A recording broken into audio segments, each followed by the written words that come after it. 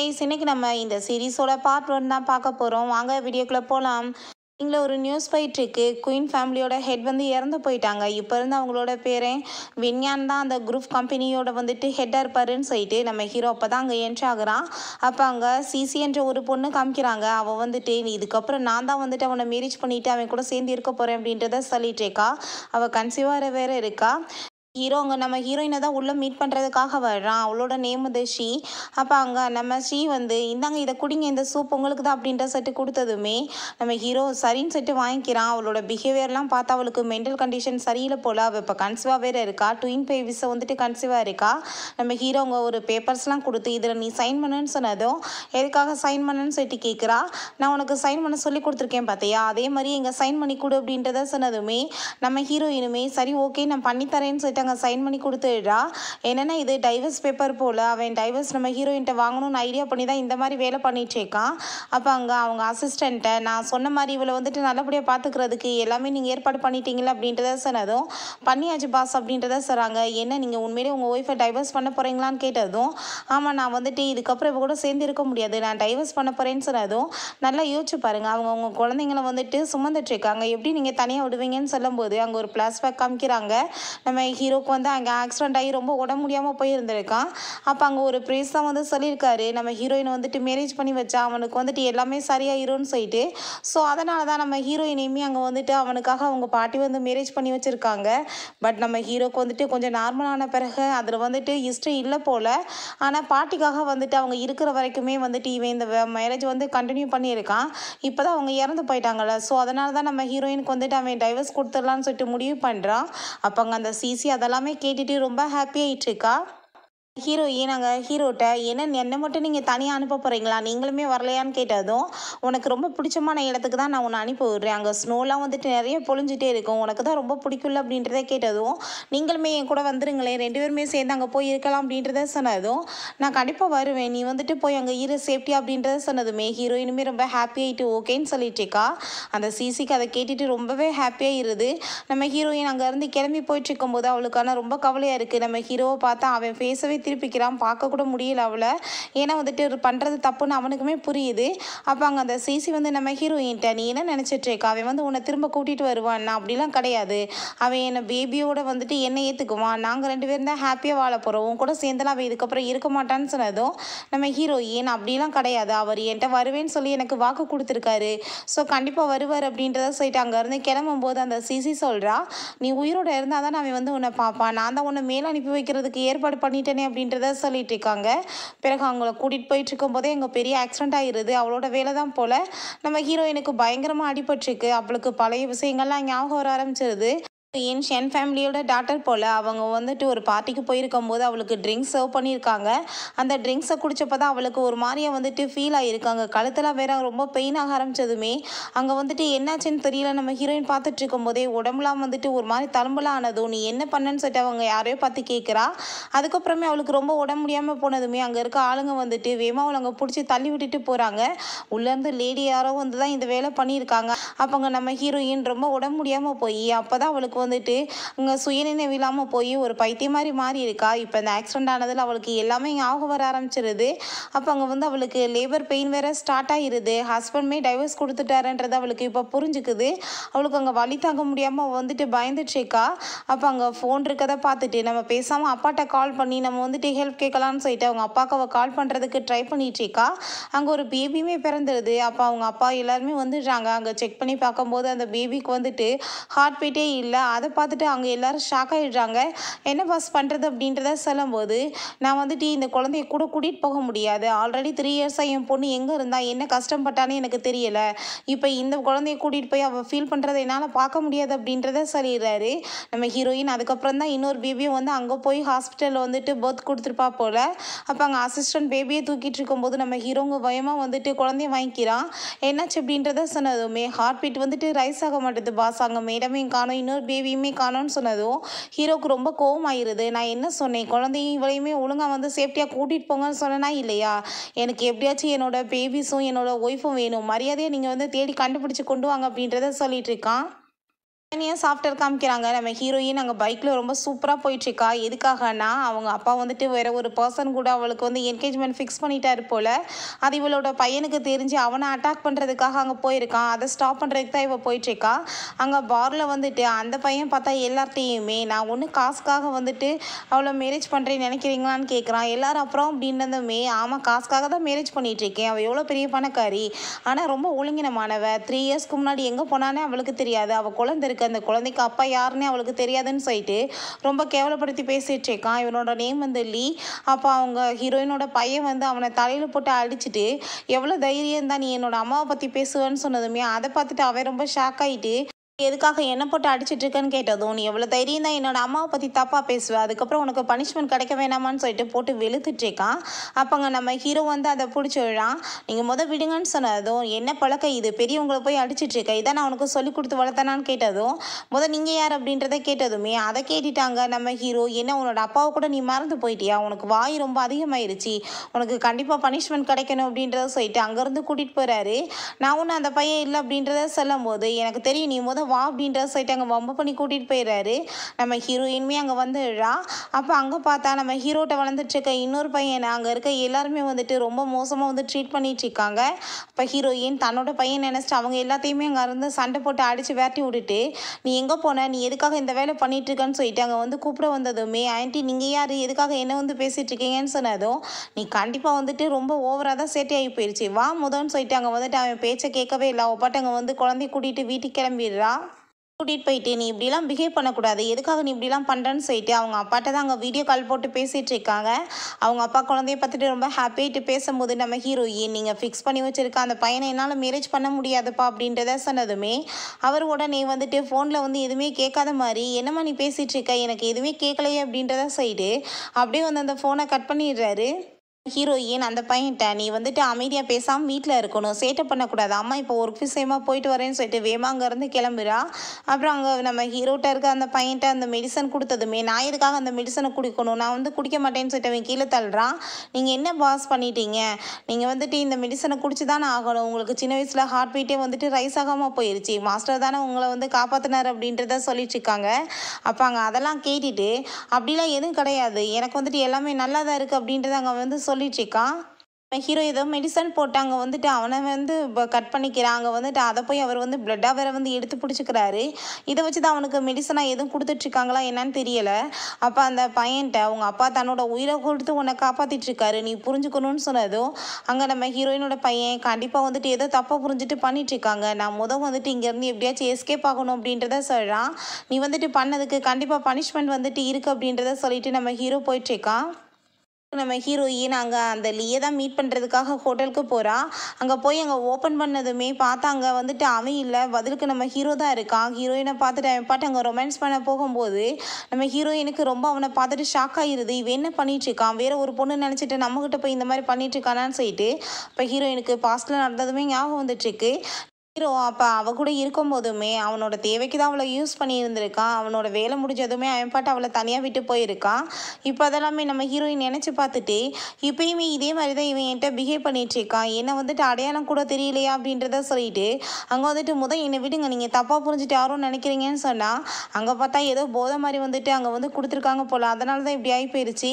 அங்கே 2 பேருமே ஒன்றா இருந்துடுறாங்க. நம்ம ஹீரோயின் அங்கே வந்துட்டு குளிச்சுட்டு இருக்கும்போது நம்ம ஹீரோ நான் எப்படி என்னோட ஒய்ஃபை தவிர யாரையுமே நினச்சி பார்க்கக்கூடாதுன்னு நினச்சேன், ஆனால் இப்போ எப்படி இந்த பொண்ணு மேலே வந்துட்டு எனக்கு அட்ராக்ஷன் ஆச்சு, பார்க்க என்னோட ஒய்ஃப் மாதிரி ஏன் இருக்கா, ஆனால் என்னோட ஒய்ஃபோட ஃபேஸில் வந்துட்டு பர்த் மார்க் இருக்குமே அப்படிலாம் எதுவும் இல்லையே அப்படின்றத சட்டு யோசிக்கிறான். பிறகு ஹீரோயினுக்கு ட்ரெஸ் எல்லாம் வாங்கிட்டு வந்து வச்சுட்டு ட்ரெஸ்ஸை போட்டுட்டு வெளியே வா அப்படின்றத சொன்னதுமே அங்கே நம்ம ஹீரோயினுமே ட்ரெஸ் சேஞ்ச் பண்ணிவிட்டு அங்கேருந்து கிளம்பும்போது நீ இந்த வந்துட்டு குழந்தை பிறக்காமல் இருக்க இந்த மெடிசன் எடுத்துக்கோ, அதுக்கப்புறம் உனக்கு வந்துட்டு காசையுமே நீ வாங்கிக்கோ அப்படின்றத சொன்னதும் நம்ம ஹீரோயினுக்கு அங்கே ரொம்பவே டென்ஷன் ஆகி போயிடுது. காசு எதுக்காக நீ கொடுத்துட்ருக்க, நான் வந்து காசு கொடுக்குறேன், உன்னோட பர்ஃபார்மன்ஸ் ஒன்றும் அவ்வளோ நல்லா இல்லை, அதனால தான் எந்த ஒரு லேடியுமே உன் கூட இருக்க மாட்டாங்கன்னு நினைக்கிறேன்னு சொல்லிட்டு ரொம்பவே இன்சல்ட் பண்ணி விட்டுட்டு அங்கேருந்து போயிடுறா. ஆனால் போயிட்டு அவளுக்கு ரொம்ப வெளியே ஃபீல் ஆகிட்டுருக்கா, அங்கே அழுதுட்ருக்கா. நம்மளை வந்துட்டு இவனுக்கு அடையாளம் கூட தெரியலையா, அந்த லெவலுக்கு மறந்து போயிட்டானா, வேற ஒருத்தவங்க கூட சேர்ந்து இருந்துட்டுருக்கானான்னு சொல்லிட்டு அவளுக்கு ரொம்ப அங்கே ஃபீல் ஆகிட்டுருக்கு. நம்ம ஹீரோட்ட இருக்க அந்த பையனுமே வந்துடுறான். அங்கே அசிஸ்டன்ட் வந்து, மாஸ்டர் நீங்கள் என்ன பண்ணிகிட்ருக்கீங்க, எதுக்காக நீங்கள் வெளியே வந்தீங்க, அவங்க அப்பா கொடுத்த அந்த பனிஷ்மெண்ட்லாம் நீங்கள் பண்ணிட்டீங்களான்னு கேட்டதுமே, ஐயோ நான் இங்கேருந்து போனது தெரிஞ்சு போய் அவர் எனக்கு பனிஷ்மெண்ட் கொடுத்துட்டாரா அப்படின்றத சொல்லிட்டு அவன் யோசிச்சுட்ருக்கான். பண்ணிட்டேன் அப்படின்றத சொன்னதுமே, சரி வாங்க நம்ம உள்ளே போகலாம் அப்படின்றத சொல்லிட்டு போகும்போது, ஆல்ரெடி நம்ம ஹீரோயினோட பையன் வந்துட்டு அந்த டிராயிங் எல்லாத்தையுமே பண்ணி வச்சுட்டு போயிட்டான் போல். அதெல்லாம் பார்த்துட்டு அங்கே ரொம்ப ஹாப்பியாக இருக்கும்போது அங்கே நம்ம ஹீரோ உள்ளே வந்துடுறான். அங்கே பக்கத்து ரூமில் வந்துட்டு யார் வந்து இன்றைக்கி ஸ்டே பண்ணுறதா இருந்துச்சுன்னு கேட்டதும், எல்லாம் உங்களோட நெஃப்யூ தான், அவனுக்கு வந்துட்டு தலையில் அடிபட்டிருக்குன்னு சொல்லிட்டு அந்த ஷென் டாட்டரை வந்துட்டு மீட் பண்ணுறதுக்கு அவன் வந்துட்டு முடியாதுன்னு சொல்லிட்டு பாருக்கு போயிட்டான் அப்படின்றத சொல்கிறாங்க. அதை கேட்டுட்டு ஹீரோக்கு அங்கே ரொம்ப ஷாக் ஆகிட்டு இருக்கா. அப்போ அவனுக்காக பார்த்து வச்ச பொண்ணு கூடயா சேர்ந்து நம்ம ஒன்றா இருந்தோம் அப்படின்றத சொல்லிட்டு அவன் யோசிச்சுட்டு இருக்கான். நைட் போல் அங்கே நம்ம ஹீரோயினோட பையனுமே அங்கே வந்துடுறான். அப்போ அங்கே நம்ம ஹீரோயினுமே குழந்தைய போய் மீட் பண்ணதுமே, நம்ம ஹீரோயினோட குழந்தைக்கு வந்துட்டு நம்ம ஹீரோவை பார்த்ததுமே அப்பாவா இவர் தான் இருக்குமோ அப்படின்றத சொல்லிட்டு ஒரு சந்தேகம். ஸோ அதனால் நம்ம ஹீரோயின்கிட்ட நம்ம அப்பாவை பற்றி தெரிஞ்சுக்கணுமேன்னு சொல்லிட்டு கேட்டதுமே அவளுக்கு அங்கே ரொம்ப ஷாக் ஆகிட்டுருக்கு. இவ்வளோ நாள் அப்பாவை பற்றி கேட்காதவ என்ன புதுசாக கேட்டுட்ருக்கான்னு சொல்லிட்டு, உன்னோட அப்பாலாம் இல்லை, நீ வந்துட்டு அம்மா மட்டும் உனக்கு போதும், நீ வந்து புரிஞ்சுக்கோ, நான் உன்னை ரொம்ப நல்லா பார்த்துக்குருவேன் அப்படின்றத சொல்லிட்டேக்கா. அவளுக்குமே ரொம்ப கவலையாக இருக்குது, எதுக்காக புதுசாக இப்படிலாம் பேசிகிட்டு இருக்கான்னு சொல்லிட்டு யோசிக்கிறா. அங்கே அசிஸ்டன்ட் அங்கே குழந்தைய போய் வந்துட்டு எழுப்பி விடும்போது பார்த்தா அவனோட உடம்புலாம் ரொம்ப ஜில்லன் ஆயிடுது. அவர் அங்கே வந்துட்டு கவலைப்பட்டு அங்கே கத்திட்டு இருக்காரு. உடனே நம்ம ஹீரோ வந்து அங்கே செக் பண்ணி பார்த்துட்டு அவனுக்கு அங்கே ரொம்ப பயமாயிருது. மெடிசன் சாப்பிடாம உடம்பு வந்து ரொம்ப மோசமாயிருச்சு போல். நம்ம ஹீரோ அந்த மெடிசன் எடுத்துகிட்டு அங்கே பிளட் எடுக்கலான்னு பார்க்குறான். இதை பண்ணி பிரயோஜனம் கிடையாது பாஸ், நம்ம டாக்டரை வந்து மீட் பண்ணி ஆகணும். பட் அந்த டாக்டர் வந்துட்டு இந்த கண்ட்ரியே இல்லையே அப்படின்றத சொன்னதும் இப்போ என்ன பண்ணுறதுன்னு சொல்லிட்டு கேட்குறான். அந்த ஷென் குடும்பத்தில் வந்து ஒரு ஹார்ட் பாத் எடுக்கிற இடம் இருக்குது, அந்த ரிவரில் போய் குளிச்சோன்னா ரொம்ப நல்லாயிருக்கும் அப்படின்றத சொன்னதுமே அங்கே உடனே நம்ம ஹீரோங்க கிளம்பி போயிட்டுருக்கான் குழந்தையை காப்பாற்றுறதுக்காக. ஆனால் நம்ம அவங்ககிட்ட அனுமதி வாங்கணுமேன்னு சொன்னதும், என் குழந்தையை காப்பாற்றுறதுக்காக நான் என்ன வேணாலும் பண்ணுவேன்னு சொல்லிட்டு அங்கேயுமே கிளம்பிடுறாங்க. பட் அங்கே வந்து கார்ட்ஸ் யாருமே உள்ளே விட மாட்டாங்க. இவனோட கார்ட்ஸ் எல்லாம் அங்கே ஃபைட் பண்ணிட்டு இருக்கும்போது நம்ம ஹீரோங்க உள்ளே என்ட்ராகிறான். அப்போ அங்கே ஒயிட் கலரில் ரொம்ப அழகான ஃப்ளார்ஸாக இருக்கவுமே அதெல்லாம் பார்த்துட்டு அவனோட ஒய்ஃபோட ஞாபகம் வந்துடுது. என்னோட ஒய்ஃப் தானே இப்படி பிடிக்கும், ஆனால் வந்துட்டு என்ன இங்கே இருக்கே அப்படின்றத சொல்லிட்டு யோசிச்சுட்ருக்கான். அப்போ அங்கே மெய்ட் வந்து நம்ம ஹீரோயின்ட்ட இப்படி வந்து உள்ளே அவங்க ஃபேமிலி வந்துட்டுருக்காங்க அப்படின்றத சொன்னதும், அந்த ஃபேமிலியோட எனக்கு வந்துட்டு எந்த கனெக்ஷன் வேணான்னு நினச்சிட்டு இருக்கும்போது எதுக்காக அந்த வீட்டிலேருந்து வர்றாங்கன்னு சொல்லிட்டு அவள் வேகமாக போயிட்டுருக்கா. அதுக்கப்புறம் அங்கே நம்ம ஹீரோயின் எவ்வளோ தைரியம் தான் என்னோட வீட்டில் வந்துட்டு இந்த மாதிரி நீங்கள் பிஹேவ் பண்ணிட்டு இருப்பீங்கன்னு சொல்லிட்டு கோவப்பட்டதுமே அந்த கார்ட்ஸ் வந்து அடிக்க வந்ததும் அங்கே இவ பயங்கரமாக போட்டு அடிச்சு விட்றா. மரியாதையோட வெளியே போங்க, என்னோட வீட்டவே நாசம் பண்ணிட்டீங்கன்னு சொல்லிட்டு கேட்டதுமே, நாங்கள் ஒரு டாக்டரை மீட் பண்ணணும், பட் வந்துட்டு டாக்டர் இல்லை, ஆனால் இந்த குழந்தை வந்துட்டு இப்போ உயிர் பொழைக்கணும்னா அந்த ஹார்ட் பார்த்து நாங்கள் எடுத்தாகணும் அப்படின்றத அவன் சொல்லிட்டு இருக்கான். அதை கேட்டுட்டு நம்ம ஹீரோயினுக்கு அந்த குழந்தைய பார்த்துட்டு ரொம்ப ஷாக்காக இருக்குது. இவளோட குழந்தையா இல்லாட்டி அந்த ஷீசியோட குழந்தையான்னு சொல்லிட்டு யோசனையாக வந்துட்டுருக்கு. அப்போ நம்ம ஹீரோயினோட பையனுமே அங்கே வந்துடுறான். என்னோட அம்மா மேலே யாராச்சும் கை வச்சிங்கன்னா பார்த்துக்கோங்கன்னு சொல்லிட்டு ஃபைட் பண்ண வரும்போது நம்ம ஹீரோ பார்க்கும்போது ஆனால் ஃபேஸை பார்க்க முடியல. ஏன்னா வந்துட்டு ஃபேஸை ஃபுல்லாமே வந்துட்டு அவன் கவர் பண்ணி ஸ்பைடர் மேன் மாதிரி வந்திருக்கான். ஹெல்ப் பண்ணுங்க, என்னோட குழந்தைய நான் காப்பாற்றணும் அப்படின்றத சொன்னதும், சரி ஓகே நீங்கள் வந்துட்டு கொடுங்க, ஆனால் உங்கள்கிட்ட நான் பேசணும்னு சொன்னதும் அதை கேட்டுட்டு அங்கே அசிஸ்டண்ட்டை குழந்தைய கூட்டிகிட்டு போக சொல்லிட்டு நம்ம ஹீரோயின் வந்துட்டு அவனை கூட்டிகிட்டு போய் அங்கே பேசிகிட்டு இருக்கா. நம்ம ஹீரோயின்ட்ட என்ன நீங்கள் என்கிட்ட பேசணும்னு சொன்னதும், நான் உங்களுக்கு ஹெல்ப் பண்ணணும்னா நீங்களுமே எனக்கு ஹெல்ப் பண்ணணும். நேற்று நைட்டு நம்ம 2 பேத்துக்குள்ளே இந்த மாதிரி விஷயங்கள்லாம் நடந்த பிறகும் நான் உங்களோட நெஃப்யூ வந்து மேரேஜ் பண்ணிக்கணும்னு நினைக்கிறீங்களான்னு கேட்டதும், நீங்கள் என்ன நினைக்கிறீங்க, அப்போ நான் வந்து மேரேஜ் பண்ணிக்கணுமான்னு கேட்டதும், அப்படிலாம் எதுவும் கிடையாது, உங்கள் குடும்பத்தோடு எனக்கு எந்த சவகாசமும் வேணாம், நீங்கள் வந்துட்டு எனக்கு ஹெல்ப் பண்ணி ஆகணும் இந்த மேரேஜை வந்து ஸ்டாப் பண்ணுறதுக்கு அப்படின்றத கேட்டதுமே நம்ம ஹீரோக்கு என்ன பேசுகிறதுனே தெரியலை. அதுக்கப்புறம் நம்ம ஹீரோயின் நீங்கள் எனக்கு ஹெல்ப் பண்ணாதான் நான் வந்துட்டு உங்களுக்கு ஹெல்ப் பண்ணுவேன்னு சொன்னதுமே, சரி நான் ட்ரை பண்ணுறேன்னு சொல்கிறான். அதுக்கப்புறம் நீங்கள் வந்துட்டு என் கூட சேர்ந்துட்டு ஃபுல் டைம் ஒரு சர்வெண்ட்டாக ஒர்க் பண்ணணும் அப்படின்றத சொன்னதும் ஹீரோக்கு அவங்க ரொம்ப ஷாக் ஆகிட்டுருக்கு. இருந்தாலுமே பையனுக்காக வந்துட்டு அவன் அதுக்காகவுமே ஒத்துக்கிறான். நீங்கள் ஏதாச்சும் காசு வந்து எதிர்பார்க்குறீங்களா, உங்களுக்கு காசு வேணா நான் வந்து கொடுக்குறேன் அப்படின்றத சொன்னதும், எனக்கு காசெல்லாம் ஒன்றும் தேவை கிடையாது, என்கிட்ட இல்லாத காசாக உன்கிட்ட இருக்க போது, எனக்கு அதெல்லாம் ஒன்றும் தேவை கிடையாது அப்படின்றத சொல்லிட்டுருக்கா. நம்ம ஹீரோயின் வந்து அவனை போட்டு பாடப்படுத்தணும்னு சொல்லிட்டு முடிவு பண்ணிட்டா போல். அவளோட மைண்டில் வந்துட்டு இவன் டைவர்ஸ் கொடுத்துட்டு நம்மளை ஏமாற்றிட்டான்ல, இவனை எப்படி சும்மா விடுறதுன்றது தான் யோசனையாக போயிட்டுருக்கு. நம்ம ஹீரோக்கு அங்கே வேறு வழி இல்லை, குழந்தைய காப்பாற்றணுன்றதுக்காக இவன் என்ன சொன்னாலும் ஓகேன்னு அவன் சொல்லிட்டுருக்கான்.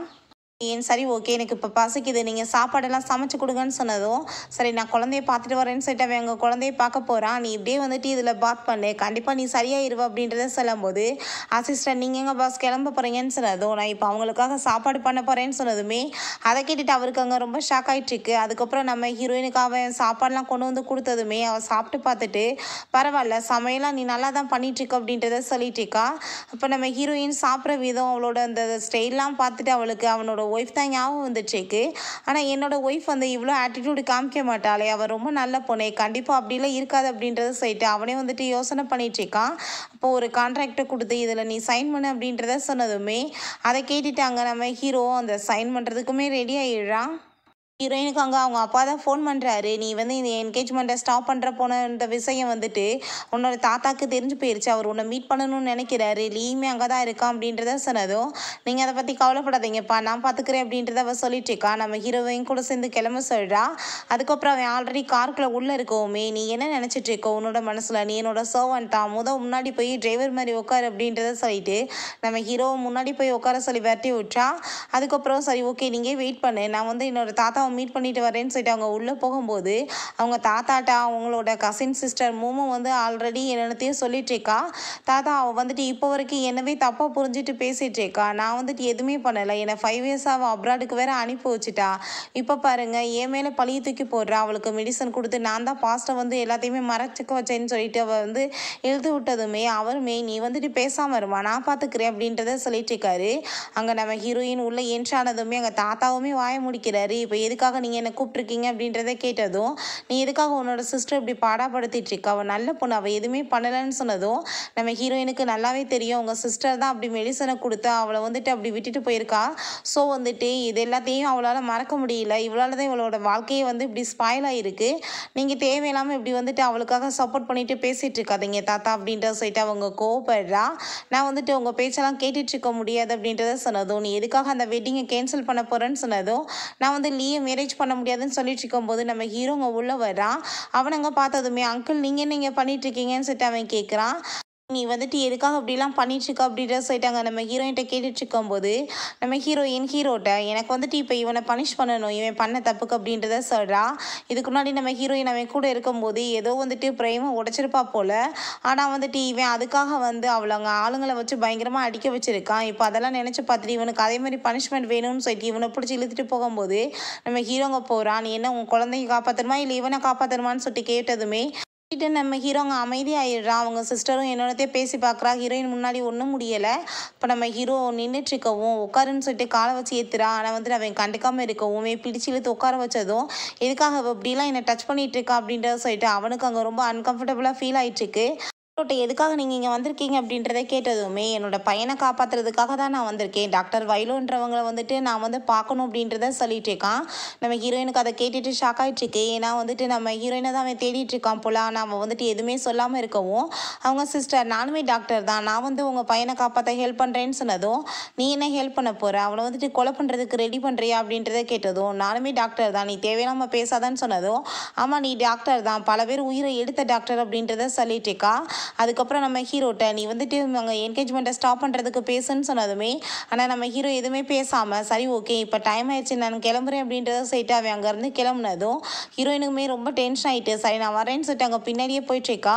அங்கே காரில் ரொம்ப கோவப்படுறா. நீ என்ன தைரியம் தான் நான் வந்து ஸ்டாப் பண்ண சொன்னால் நீ எதுவுமே பேசாமல் வருவேன்னு சொல்லிட்டு கேட்டதும் நான் ஏன் அப்படி பண்ணணும் அப்படின்றத சொல்லிட்டு கேட்குறான். நீ அப்படி பண்ணலைன்னா நான் வந்துட்டு ஏன் உனக்கு ஹெல்ப் பண்ணணும்னு சொன்னதும் எனக்கு அந்த டாக்டரை பற்றி சொல்லு நான் ஹெல்ப் பண்ணுறேன்னு அவன் சொல்லிட்டு இருக்கான்.